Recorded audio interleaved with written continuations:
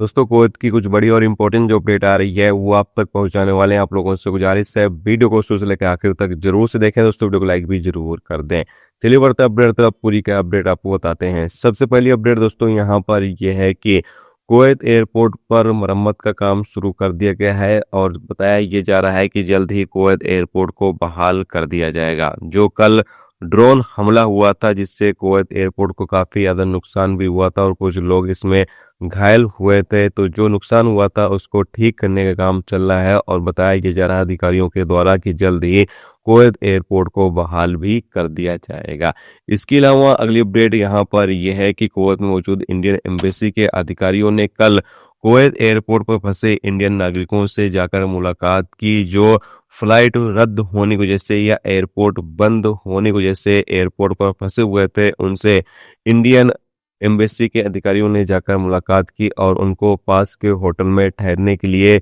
सुविधा दी गई। जिसके बाद उनसे कहा यह गया कि जैसे ही एयरपोर्ट बहाल हो जाता है, फ्लाइटें फिर से शुरू हो जाती हैं, तो आपको हम लोगों को जल्द ही इंडिया भेज दिया जाएगा। इसके अलावा अगली अपडेट यह है कि कुवैत के प्राइम मिनिस्टर यानी प्रधानमंत्री फरवानिया अस्पताल जाकर हमले में घायल नागरिकों और प्रवासियों का हालचाल जाना है कि वो किस तरीके से हैं, किस तरीके से नहीं है, और जल्द से जल्द